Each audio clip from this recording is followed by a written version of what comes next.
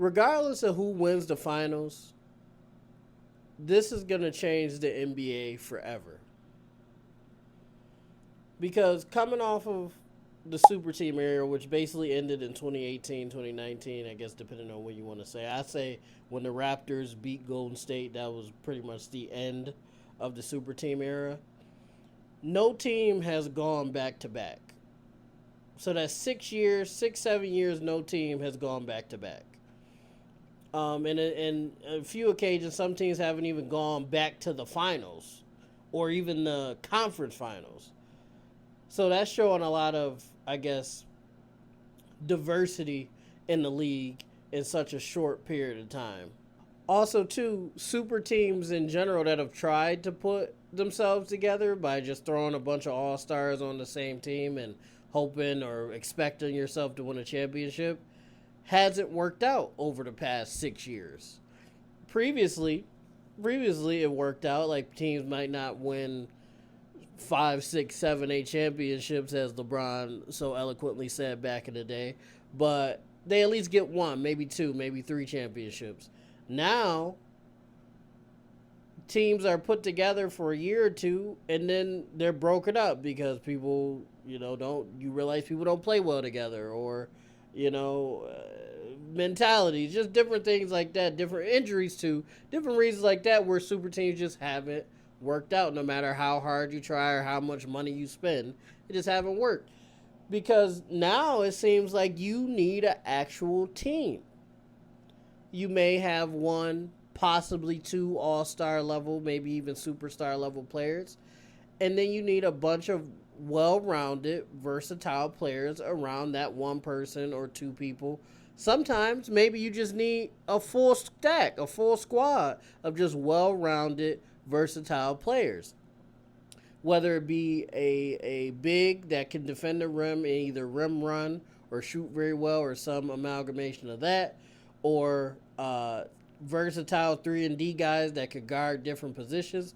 That seems to be what's been working as of late.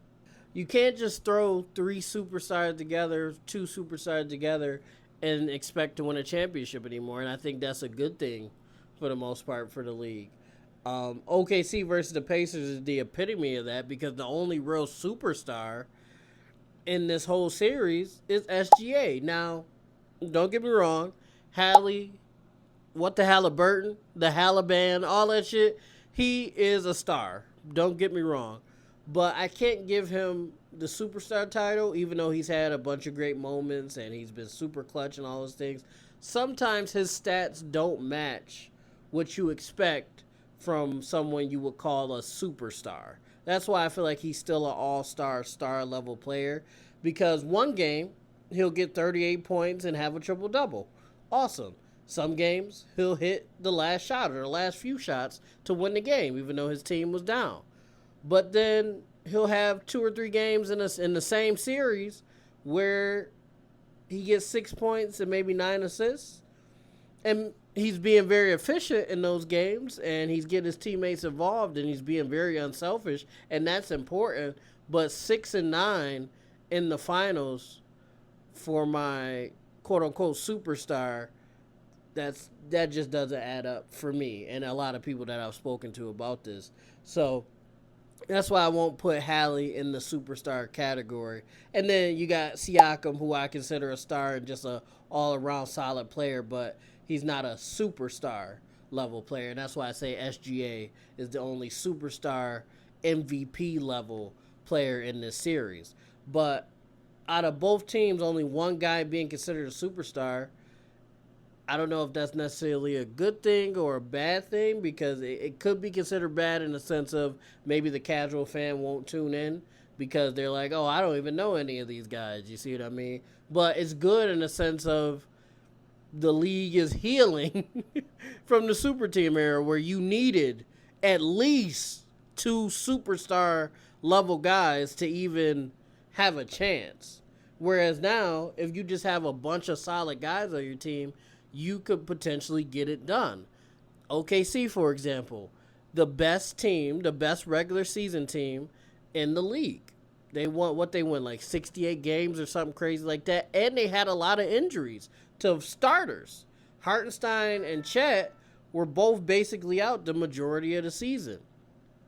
It was kind of like Hartenstein would be out for a month or two, and then Chet will be out for a month or two, and they rarely even had time to play together at all. This is really their first time getting a chance to really play together this whole season. Um, and like I said before, you got SGA, the one superstar level guy, but then you have Chet and J Dub, who have a lot of potential and could potentially turn into maybe not superstars. I think Chet could be a superstar if he applied himself a little bit more. But at the very least, like all potential all-star level guys. And then the rest of the guys on your team are just 3-and-D versatile players. You got Case and Wallace. You got Lou Dort. Who else they got? You got Hartenstein. Hartenstein doesn't shoot threes, but he's just a solid big to have on your team that most people want on their team. But you have guys that are willing. Caruso. Oh my God, I can't believe I forgot Caruso. You have guys that can knock down an open shot, can sometimes get their own bucket if they really need to every once in a while, and can check 1 through 4, 1 through 5 on the defensive end. And I'm starting to think that that's becoming the meta here, because the Pacers are literally a copy of that team, kind of, if you really look at it. Because, one, when it comes to the Pacers, nobody thought that they would be here. Unless you're an Indiana Pacers fan, I don't even think Pacers fans thought they would be here. I personally thought they were going to get knocked out by the Bucks. And then I thought they were going to get knocked out by Cleveland. And then I thought they were going to be knocked out by the Knicks. And then I thought they were going to get swept or only win one game against OKC. And right now, at the time of this recording, it's 2-2. And they have a real chance of possibly winning the NBA championship, which is fucking insane. So not only are they kind of copying the Miami Heat in the sense of using the power of friendship, but their team isn't really that far off from OKC when you really break it down and based on how they've been playing. You have Halliburton, who, again, isn't as good as SGA, but can have moments that can match SGA at times, and sometimes maybe even better, because I feel like down the stretch, Halliburton turns into somebody that's damn near unstoppable. Not every single game, but he has those moments. The NBA even tried, because people been calling, because people been doing the Halliburton shit. The NBA tried to call him the Moment, which is a cool as nickname to have, because this entire playoff run, he's had the most moments, knocking down clutch shots at the end of the game, keeping his teammates involved, getting his other teammates going at the expense of his own stats without having a problem. Siakam won Eastern Conference MVP, Eastern Conference Finals MVP, and Hallie seemed to be a little upset about that, but that was his doing, because he's so unselfish and just willing to let other people get theirs. Then you got Miles Turner, who I would say is very similar to Chet, just a defensive big that knocks down his threes. Can't really go wrong with that. He could also rim run if you really need him to. That's not necessarily his game, but he will and is able to do that. And then you got like Neesmith and Nembhard and guys like that are just defensive 3-and-D guys that they don't require the ball in their hand too much, but they can get you a bucket if you need them to. And then you have Siakam. When you pair him with Halliburton, I think those two together equal a superstar level player. So technically, the Pacers do have a superstar, because those two guys together equals a superstar, in my opinion, at least. And then, again, you just got a lot of different role players that are doing their job at a very high level.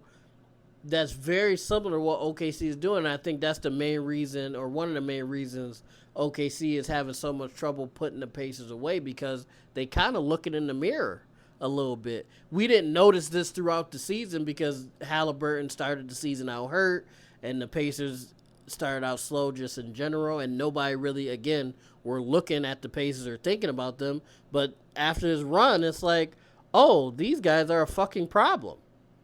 These motherfuckers are the real deal. Like, yes, you could say they just got hot at the right time, and that plays a part in basketball and just in sports in general. That helps a lot when you just get hot at the right time. But one time is a fluke. Two times it's like, oh, okay, damn, all right, cool. Three times, oh shit, these motherfuckers might be serious. And now they're battling with OKC and giving them a real go when I really expected them to maybe win one game, and that was a very hard maybe. The Pacers have by far outdone any expectations that I think they even had for themselves. I say all this to say, I think no matter who wins this changes the NBA forever, because I think this archetype of a team is going to be the meta. I think going forward, people and teams and organizations are going to try to build their teams this way, like maybe one star guy, possibly two, or superstar guy, and then a bunch of versatile role players around them, 3-and-D guys, versatile bigs. Like it's gonna be difficult, but I think a lot of teams are gonna just try to carbon copy this meta. And don't get me wrong, people are still gonna try to make super teams, but I think it'll be at a slower rate and one we won't see as much. It's already been dwindling down, but we're going to see even less going forward, and we're going to see more people building their teams up either through development or going to get certain guys to fit the puzzle, and not and less of throwing people together and more so trying to build something. You see what I'm saying? Build an identity, but the identity is just going to be what OKC has done, basically. If that makes sense. Just like I said, like the 1 or 2 stars, versatile bigs, 3-and-D forwards and bigs as well, and just rocking with that. And I think we're going to see a lot more of that in the league going forward, and a lot less super teams. Because look at what happened in Phoenix. They were the epitome of fucking mid, and they had 3 not stars. They had 3 stars on their team. Devin Booker, you could consider a superstar. KD is definitely a superstar. Bradley Beal, at the very least, is a star. He's been playing like a bum lately, but he, in the past, has been a star player. And they were the epitome of mid. They didn't make the playoffs, and they didn't get a lottery pick. Just fucked, basically. Just literally probably the worst spot possible. If you're the worst team in the league, at least you have a chance to get at the very least, you're going to get a lottery pick, right? If you're the best team in the league, you win a championship, or you have a chance to win a championship. And if you don't win the championship, you could come back next year and try to make something happen. But being neither of those teams and not even making the playoffs, so you don't even know if you have room to improve, just a terrible spot to be in. Then you got a bunch of older players, not a lot of picks, just a horrible spot that Phoenix is in. I think they're going to be one of the teams that try to recreate what OKC and what the Pacers are doing with the versatility and less star power, quote unquote. I wanted to talk about in this video, like what this final does for the NBA, but I also wanted to talk about the finals in general real quick. First off, I feel like OKC is as great as they are. I feel like they too cool for school. I think they're trying too hard to be nonchalant, because that's what SGA is, and I think that's what they've created in the locker room. That's the vibe they've created in the locker room. Mainly because they don't have any vets. Like, they have Caruso, but that's pretty much it. I guess you consider Hartenstein a vet. But besides that, they're a very, very young team, and they're basically following the lead of SGA, which isn't necessarily a bad thing, because, again, they were the best team in the regular season team in the league, and they're in the NBA Finals, and it's 2-2. They have a real chance of winning. But I think the problem is that being nonchalant like that and being too cool for school like that, they have no sense of urgency. Yes, they won game 4, but even like just throughout the game they had no sense of urgency, and they kind of won it more so towards the end, similar to what the Pacers usually do. They I don't know, I was just watching it, and J Dub, SGA a little bit. Chat played good in the beginning of the game, but he kind of faltered off towards the half. None of them have any sense of urgency besides Caruso, which makes sense. Again, he's the vet. But Caruso is a more of a lead by example vet. He's not like a vocal guy, so I don't think people are getting a hint. Like, you guys are down 2-1, and you should be up. You should have been up 2-1. It should be 3-1 right now. And the Pacers ain't no joke. They've proven that they ain't no joke. They've proven they ain't no joke against y'all. So them kind of just meandering through the game and just kind of coasting wasn't a good look for me. Again, they won the game, and that's just because they're talented and they play hard in general, and that's where they were able to get it done. But I don't think being nonchalant and fucking around is a good recipe just in general, right? Because even if they win this, you guys want to keep winning. That should be the goal. You don't want to just win once and not win again. You want to go back to back, maybe even three-peat, be one of the greatest teams in NBA history. And they don't have that. I hate to sound like an old head, that killer instinct. It doesn't seem like. Whereas on the other end, the Pacers seem like they do. Like, the Pacers seem like they want it a little bit more. They're just not as talented on paper, and I think that's what's gonna be to their detriment, just not being as talented. But sometimes hard work beats out talent. It's just fucked up because OKC also works hard. They're just they just lack the sense of urgency, and it's a very subtle thing. It's just something that you see when they're playing, whereas the Pacers are like, oh, like, we got to get this done, let's go, let's make this happen. And OKC is kind of like, we chilling, we having a good time, blah, blah, blah. You know what I'm saying? The only person I really seen really turn it up, I guess, was Chet in the first half of Game 4, because he hasn't been playing well really throughout the entire playoffs. So I think he had a concerted effort to turn it up.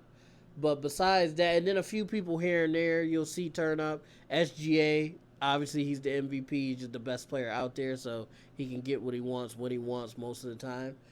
It's just a lack of sense of urgency. But real quick too, though, somebody I want to give flowers to. Really the Pacers team in general, but Obi fucking Toppin, this entire playoff run has been playing amazing basketball. Knocking down the three. I didn't even know Obi could shoot threes up until the playoffs started. Knocking down his threes, dunking on people, playing defense, blocking shots. He's playing on-ball defense as well, very well. Huge shout out to Obi Toppin. I love how he's been playing. I hope he continues to play that way. I hope he gets a bigger opportunity, whether it's still with the Pacers or on another team, because he's really fucking good. And if he could do that consistently, he might even be able to be an all-star if he can do that consistently and he gets the opportunity. He's been playing amazing. And really, just the Pacers as a whole, Benedict Mathurin, Hallie, of course, that goes without saying. What the Halliburton? Fucking Siakam. Rick Carlisle, the coach. Like, just, I want to give the Pacers flowers just in general. No matter what happens, win or lose here, you guys won. You guys won. This season was a success in my eyes. Again, obviously you want to win the championship. Everybody wants to win the championship, or at the very least should want to win the championship. But the Pacers have continuously proven me wrong. Not just me wrong, but popular NBA analysts. Nobody thought that the Pacers would be here. Nobody thought that the Pacers were going to beat the Bucks or the Cavs or the Knicks. Nobody thought that the Pacers would be tied right now at the time of this record. 2-2 against the fucking Oklahoma City Thunder, the best team in the NBA as far as the regular season went. huge shout out to the Pacers, man. You guys, even if you lose the finals, you should not walk away with your head down because you have by far overachieved.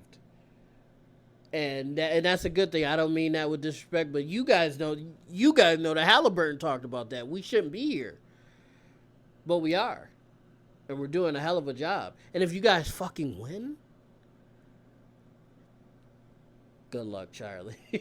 All right, y'all. I hope you guys enjoyed this video. Let me know what you think in the comments down below. What I was saying about the super teams and the versatile teams and kind of getting away from superstars and more so just building a quality team as a whole. Let me know what you think of OKC. Do you think they're just being too nonchalant and don't really have a sense of urgency, or do you think I'm wrong? Do you think the Pacers are gonna win? Do you think OKC is gonna win? Let me know. I hope you guys enjoy, and most of all, YouTube. I love you guys. Peace out.